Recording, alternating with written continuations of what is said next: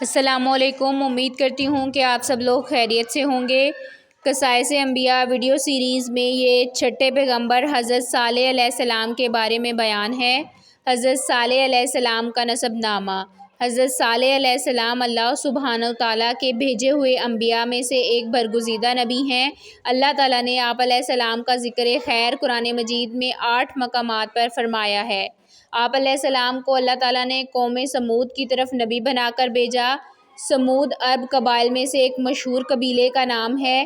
یہ لوگ سمود بن عامر بن ارم بن نوح کی اولاد میں سے تھے۔ یہ قبیلہ حجاز اور شام کے درمیان کے علاقے حجر میں رہائش پذیر تھا، جسے مدائن صالح بھی کہا جاتا ہے۔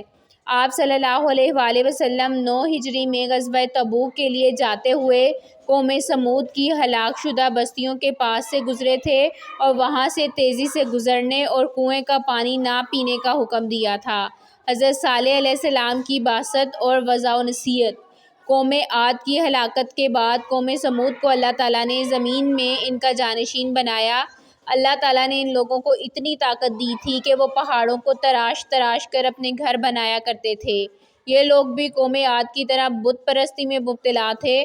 انہوں نے قوم عاد کے واقعات جاننے کے باوجود ان سے عبرت حاصل نہ کی۔ حضرت صالح علیہ السلام اسی قوم کے ایک شریف خاندان سے تھے، جنہیں اللہ تعالیٰ نے قوم کی ہدایت کے لیے نبی بنا کر بھیجا۔ حضرت صالح علیہ السلام نے اپنی قوم کو پہلے انبیاء کی طرح بتوں کی پوجا چھوڑ کر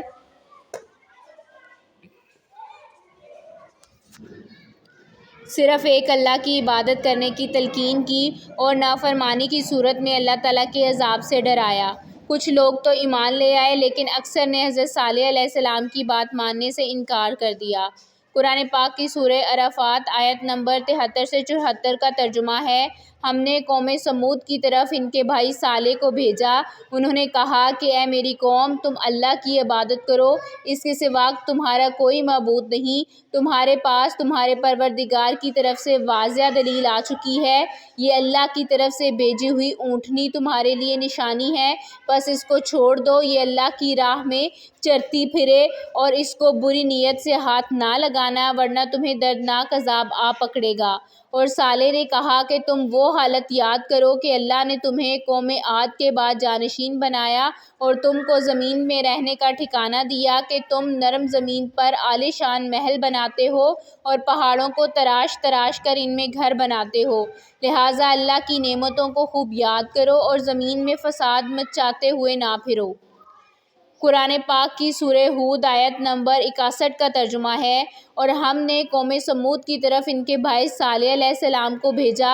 انہوں نے کہا کہ اے میری قوم، تم اللہ ہی کی عبادت کرو، اس کے سوا تمہارا کوئی معبود نہیں۔ اسی نے تمہیں زمین سے یعنی مٹی سے پیدا کیا ہے اور اسی نے اس زمین میں تمہیں بسایا ہے، پس تم اس سے اپنے گناہوں کی معافی مانگو اور اس کی طرف توبہ کرو۔ بے شک میرا رب بہت ہی قریب اور دعاؤں کو قبول کرنے والا ہے۔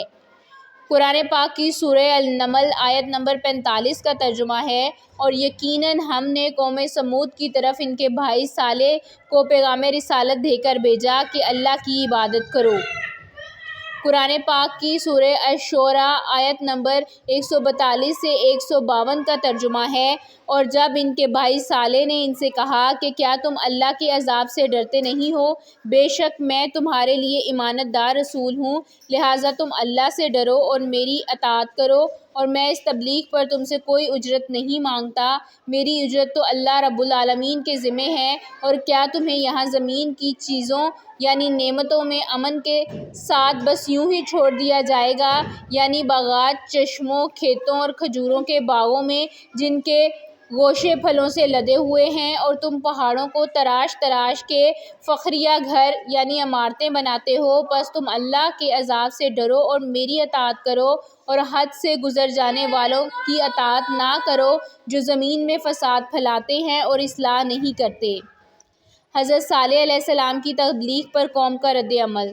حضرت صالح علیہ السلام نے اپنی قوم کو بڑے اچھے انداز میں یہ سمجھانے کی کوشش کی کہ جن بتوں کی تم پوجا کرتے ہو وہ تمہارے کسی کام نہیں آ سکتے، لہٰذا انہیں چھوڑ کر تم سب ایک اللہ کی عبادت کرو جو تمہارا حقیقی معبود ہے۔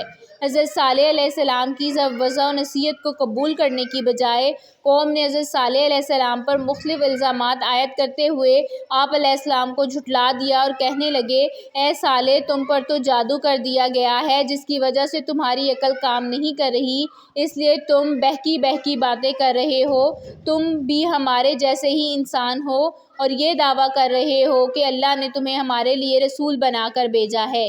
قرآن پاک کی سورہ الشعراء آیت نمبر 141 کا ترجمہ ہے، قوم سمود نے بھی رسولوں کو جھٹلایا۔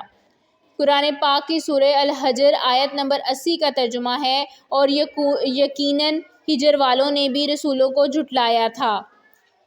قرآن پاک کی سورہ الشعراء آیت نمبر 153 سے 54 کا ترجمہ ہے، قوم سمود نے کہا، اے صالح، تم ایسے آدمی ہو جس پر جادو کر دیا گیا ہے، تم ہمارے ہی جیسے انسان ہو۔